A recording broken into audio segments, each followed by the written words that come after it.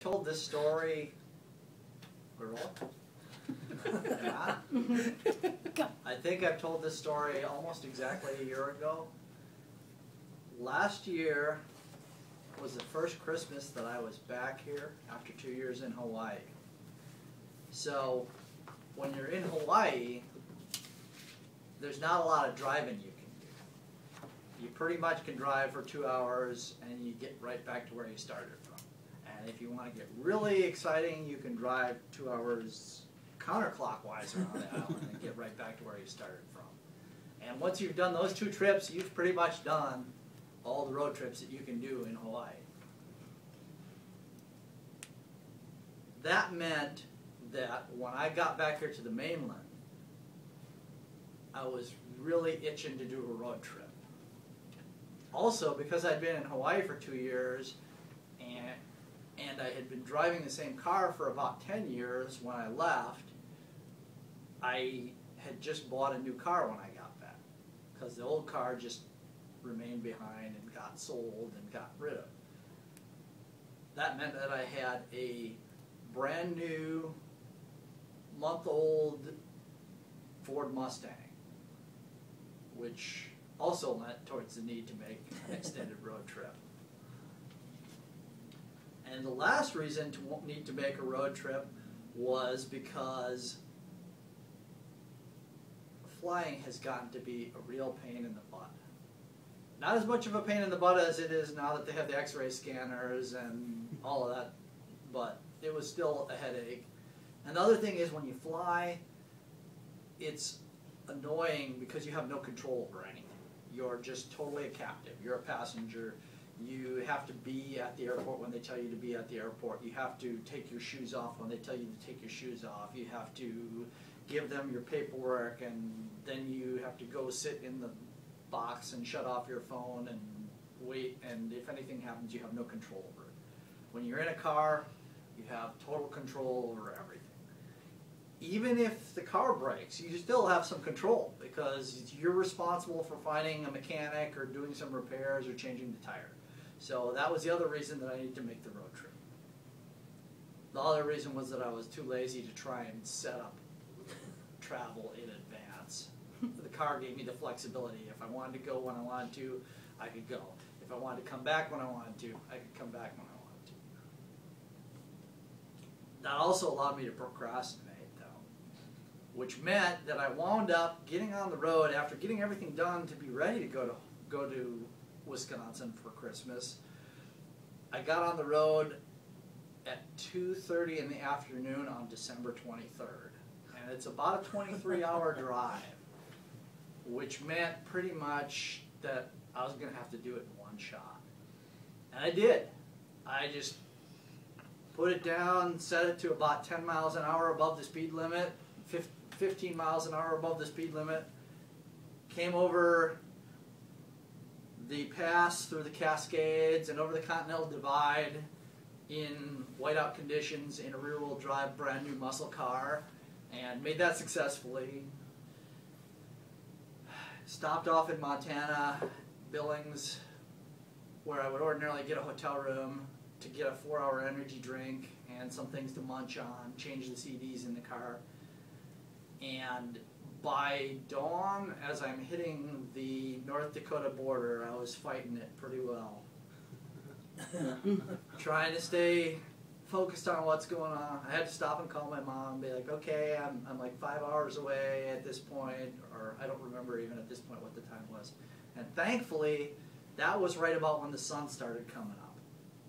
And North Dakota's pretty flat, so once the sun starts coming up, and Montana's higher than North Dakota too, I think. So once the sun starts coming up, you get it pretty early. And so I just barreled across North Dakota, straight line, and it was that horrible, miserable winter weather that you get when you've got a blizzard coming on, and you've got this styrofoamy snow. It's so cold that the snow turns hard and crunchy, and the wraith-like tracers of snow are blowing across the road straight sideways. As I got to I have a couple rules when I drive. I have to back up for a second. When I'm driving cross country, you stop when the car needs gasoline. You can stop to eat, you can stop to go to the bathroom, but the needle better be on empty when you do those things. Otherwise, you keep driving. Well, I got about 10 miles from my next gasoline stop, and I just couldn't take it any longer. I just finally had to go, and there was a rest area off to the side. There was a little bit of traffic at that point, so I pointed over into the rest area, came straight up in it, started hitting the brakes, and realized, because the speed limit in North Dakota is like 75 miles an hour. And like I said, I was going 15 miles an hour above the limit, so I'm doing about 90 as I hit this off-ramp, and hit the brakes and realized that that snow that I was on was pretty darn slick too. So I started pumping the brake like crazy and overshot where I wanted to stop, but I didn't hit anything, and I had steering control, so I came in and pulled in and parked and went to the bathroom and got back on the road, drove out of that blizzard and came into Minnesota. I was coming up through Minneapolis and I hit my next blizzard in Minnesota. This was the wet heavy snow, where it's just big white thick flakes and then it's like slush, and when it hits the road it melts into a layer of water and then you get a layer of snow on top of that, and that's the slickest, some of the slickest, nastiest stuff you can drive in. So of course everybody was driving like 10 miles an hour below the limit or 5 miles an hour below the limit, and I've been on the road for 20 hours and I'm only 3 hours from home, so I didn't have a lot of patience for this. I'm on I-35, just north of the Twin Cities, getting ready to make the turn into Wisconsin. And there's an idiot in the left-hand lane. He's driving 3 miles an hour below the posted speed limit. So I got right up on his back, driving right there, way, way too close at this point. I'm not happy to be that close, but I'm thinking maybe he'll get the idea. And he didn't get the idea, so I backed off a little bit. Shifted over, went to pass him on the right. Got up even with his back bumper, and he decided, oh, I'm going too slow to be in the left-hand lane, and signaled and immediately got in the lane in front of me. So I got on the brakes, backed off, all the while just stewing, and chopped it over into the left-hand lane and got on the gas. Well, I was about two maneuvers too many for the weather conditions there. So I braked, changed lanes, accelerated, and then hit a big, wet, football-sized clump of snow in a rear-wheel drive car in a blizzard at around 85 miles an hour.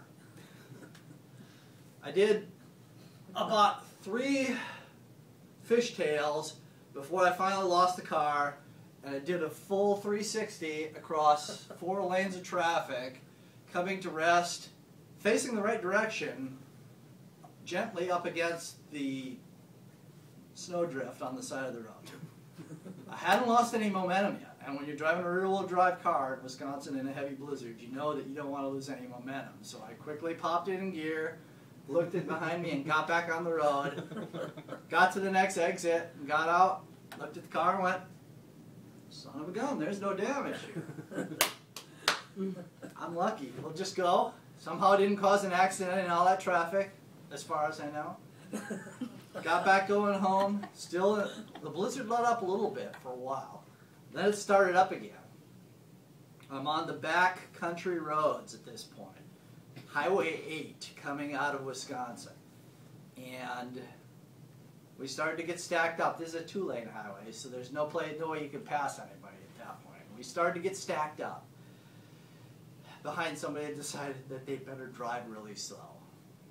And then they decided on the downside of a hill that they needed to turn left into a driveway. So we had about 6 cars stacked up behind them with me in the last car.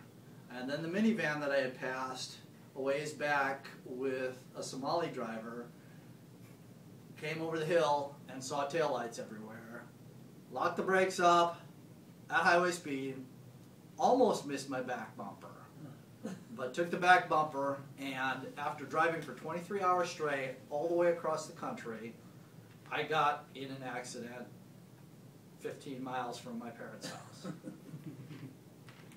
Well, fortunately, he had insurance. We took care of it all. It all got fixed up when I got back. And the trip home is not quite as eventful, but it's another story for another time. Fellow Toastmasters.